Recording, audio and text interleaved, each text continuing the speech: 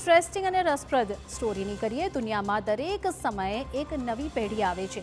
આ પેઢીઓને અલગ અલગ નામ આપવામાં આવે છે, જેથી તેમના વિશે વાત કરવામાં સરળતા રહે.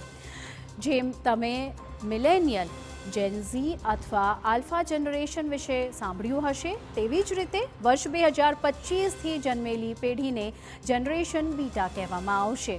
સાદી ભાષામાં કહીએ તો જનરેશન બીટા એ નવી પેઢી છે જે હવે નવા વર્ષથી શરૂ થશે. વર્ષ 2025માં જે બાળકોનો જન્મ થશે તેમને આપણે બીટા કિડ્સ કહીશું. આ બાળકો એવા સમયે મોટા થઈ રહ્યા છે જ્યારે દરેક જગ્યાએ ટેકનોલોજી મહત્વની ભૂમિકા ભજવી રહી છે. પહેલાં જેમ લોકો પુસ્તકો વાંચતા હતા, તેમ હવે બાળકોથી લઈને વડીલો દરેક લોકો સ્માર્ટફોન પર નોલેજનું આદાન પ્રદાન કરે છે. એવું અનુમાન છે કે જનરેશન બીટાના બાળકો મોટા થઈને એવી દુનિયામાં રહેશે જ્યાં કાર જાતે જ ચાલશે. આપણા સ્વાસ્થ્યની કાળજી રાખવા માટે પણ ખાસ પ્રકારના કપડાં હશે.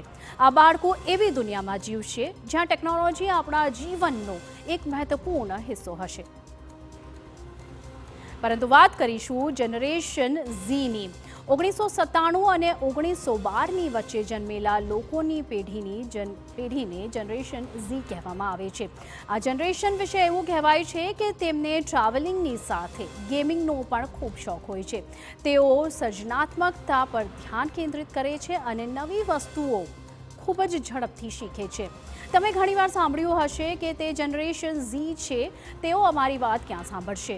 જેન ઝી એ સૌથી અદ્યતન પેઢી છે. નાની ઉંમરે ઘણું શીખ્યા, પરંતુ હવે જેન ઝી વિશેના સમાચાર બહુ સારા નથી. તાજેતરના રિપોર્ટ દર્શાવે છે કે દર 6માંથી એક કંપની જનરેશન ઝી પેઢીના યુવાનોને નોકરીએ રાખવામાં અચકાય છે. એનું કારણ છે કે કમ્યુનિકેશન કૌશલ્યનો અભાવ. કંપનીઓનું કહેવું છે કે કોલેજ છોડ્યા પછી તરત જ તેઓ જે કર્મચારીઓને નોકરીઓ પર રાખતા હોય છે, તેમનામાં મોટા ભાગના કર્મચારીઓની કાર્યશૈલી અને સંચાર કૌશલ્ય અને ટીમના સભ્યો સાથે કામ કરવા પ્રત્યેનું વર્તન સારું ન હતું.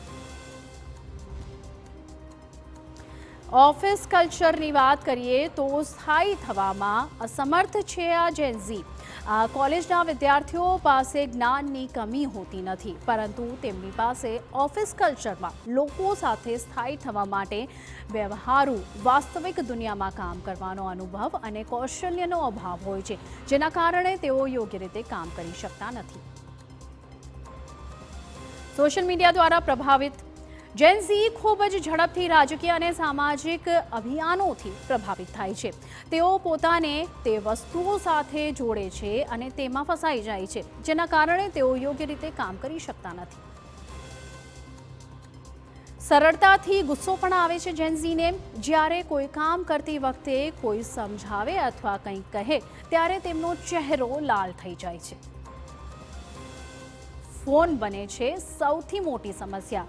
આ સર્વે અનુસાર લગભગ 50% લોકો માને છે કે જેન ઝી ફોનનો વધુ ઉપયોગ કરે છે, જેના કારણે કામકાજ પ્રભાવિત થાય છે. સુપર 6માં આગળ વાત